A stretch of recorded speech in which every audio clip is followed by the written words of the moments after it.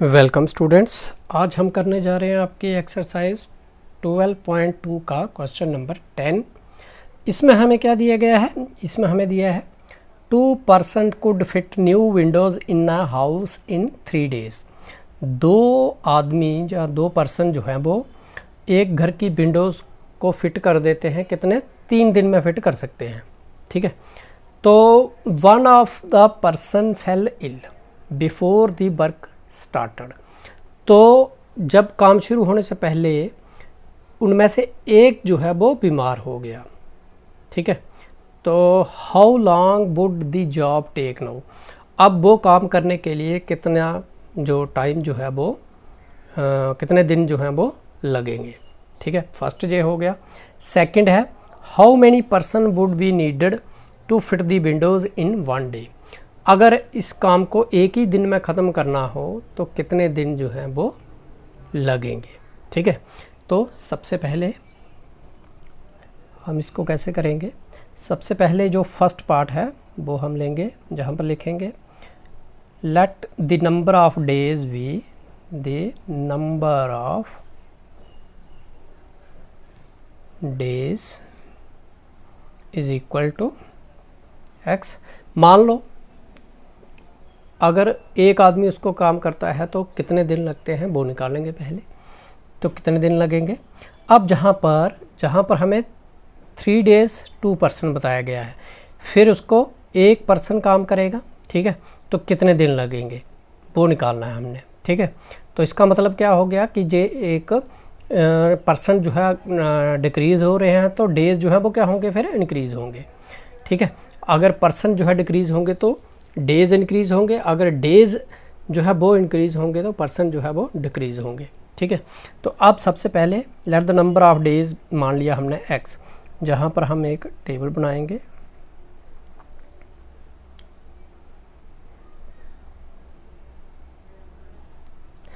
तो एक तरफ हम इसमें लिख लेंगे जो हमारे पास है पर्सन्स।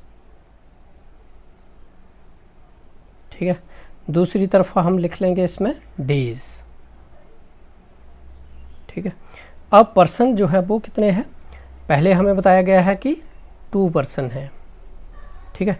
तो 2 पर्सन जो है उस खिड़की को 3 दिन में ख़त्म कर सकते हैं। तो जहाँ आ जाएगा जो डेज़ लगेंगे 3। इसी तरह से जब दूसरा वाला जो आएगा जहाँ पर कि 1 पर्सन ऑफ द फेल, एक जो है बीमार हो गया तो एक बच गया पीछे, तो पर्सन आ गया 1। तो नंबर ऑफ डेज़ जो है वो हमें फाइंड आउट करने हैं। ठीक है। तो जहाँ पर हम लिख सकते हैं हेयर पर्सन्स, जहाँ हम लिख सकते हैं here number of persons and number of days और इन इनवर्स प्रोपोर्शन। अब क्योंकि ये इनवर्स प्रोपोर्शन में है, क्यों है? क्योंकि जो पर्सन है जे डिक्रीज़ हुए तो नंबर ऑफ डेज़ क्या होंगे? इंक्रीज़ होंगे। अब जे इन्वर्सली प्रोपोर्शनल है, इन्वर्स प्रोपोर्शन में है, तो इसलिए देयरफॉर इसका क्या मतलब हो गया कि 2 multiplied by 3 is equal to 1 multiplied by x। तो जे हमारे पास क्या आ जाएगा? 2 और 3 को मल्टीप्लाई करेंगे तो 6, 1 और x की हुई तो x, और x इज़ इक्वल टू 6। तो नंबर ऑफ डेज़ जो है वो कितनी हो गए? 6। अगर एक आदमी काम करेगा तो वो कितने दिन लगाएगा? 6 डेज़। तो देयरफॉर जहाँ पर हम लिख सकते हैं जो आपका hence number of days is equal to hence number of days is equal to 6 days. तो एक आदमी अगर काम करेगा तो 6 दिन में करेगा। How many persons would be needed to fit the windows in 1 day. तो अगर एक दिन में काम ख़त्म करना हो तो फिर कितने पर्सन की ज़रूरत जो है वो पड़ेगी। ठीक है। तो जहाँ पर सेकंड पार्ट हम लिखेंगे, अब जहाँ पर हम क्या लेट करेंगे? Late the number of person, late the number of persons. मान लो हमें कितने पर्सन्स की ज़रूरत पड़ती है, x की, ठीक है। तो हमें क्या करना है, आप जहाँ पर अब क्योंकि ये देखना है कि ये कौन से उसमें है, तो हम सबसे पहले एक टेबल बनाएंगे इसके लिए।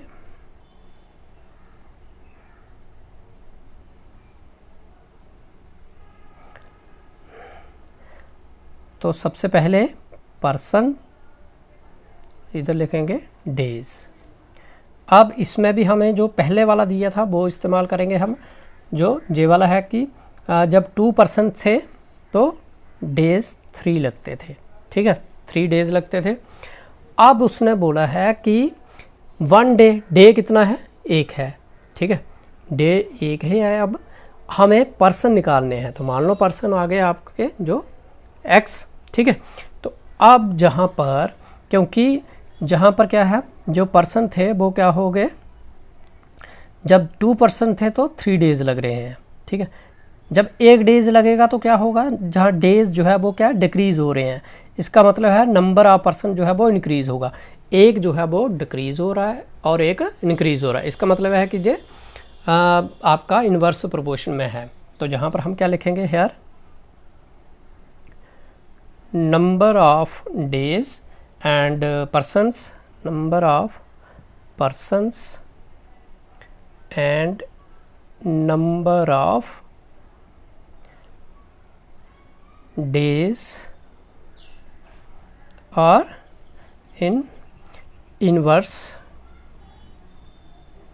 proportion,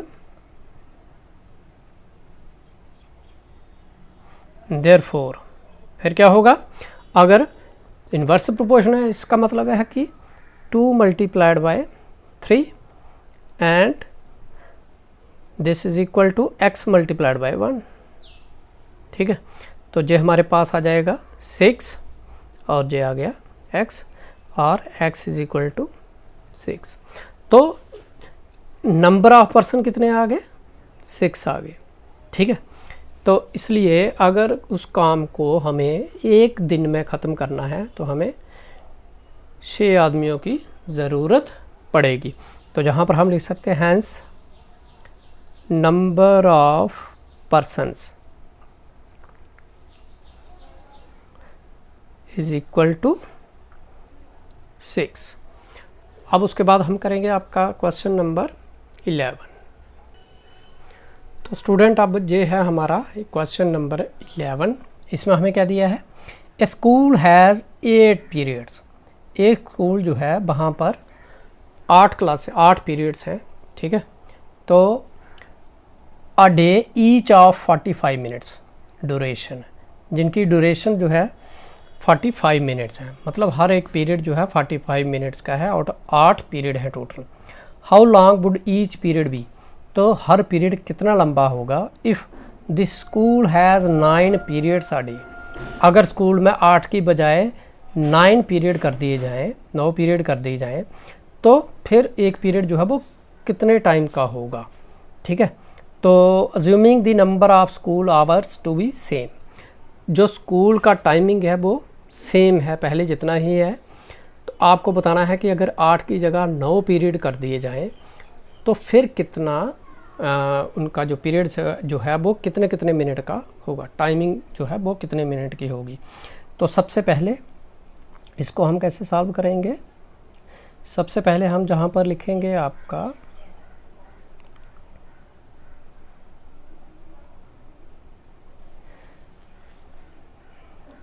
तो सबसे पहले लेट द ड्यूरेशन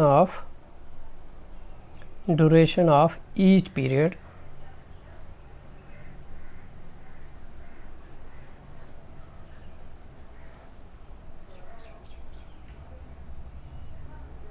मान लो हर एक पीरियड की जो ड्यूरेशन है वो कितने हैं, x मिनट्स है, ठीक है। तो अब हमें क्या करना है, हमें अब एक टेबल जो है वो बनाएंगे हम।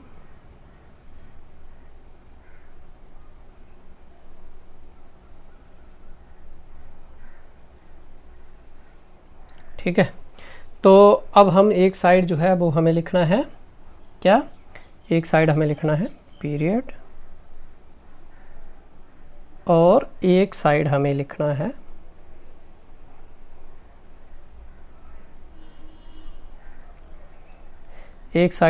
है duration.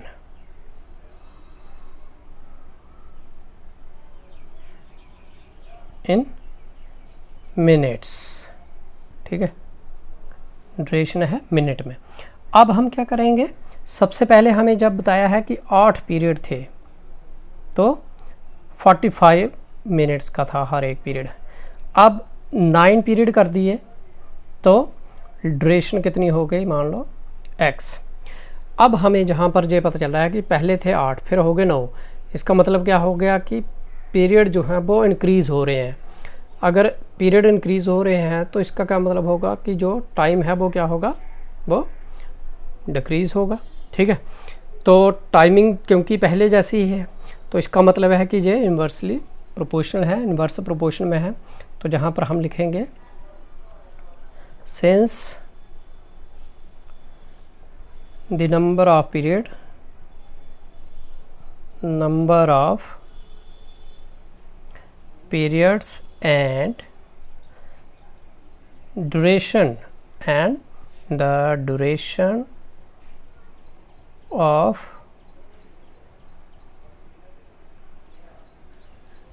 periods are in inverse proportion, therefore क्योंकि ये इन्वर्सली प्रोपोर्शन है, इन्वर्स प्रोपोर्शन है, तो हम क्या करते हैं उसमें 8 multiplied by 45 this is equal to 9 multiplied by x। अब जहाँ से हमें x की वैल्यू जो है वो फाइंड आउट करनी है, तो ये हमारा आ जाएगा 8 मल्टीप्लाइड बाई 45, तो ये 9 जो है इसको इधर लाएंगे तो ये डिवाइड करेगा इसको, तो जहाँ पर हमारे पास बच जाएगा x, तो ये हमारे पास आ जाएगा अब 9 5s are 45, ठीक है। तो ये आ गया 5, तो 8 5s are 40, तो ये हमारे पास बच गया 40 इज इक्वल टू x और x इज इक्वल टू 40। तो इस तरह से जो ड्यूरेशन हो गई ईच पीरियड की, अगर 9 पीरियड कर दी जाए तो फिर कितनी हो जाएगी 40 मिनट्स की। तो जहाँ पर हम लिखेंगे अब हैंस duration of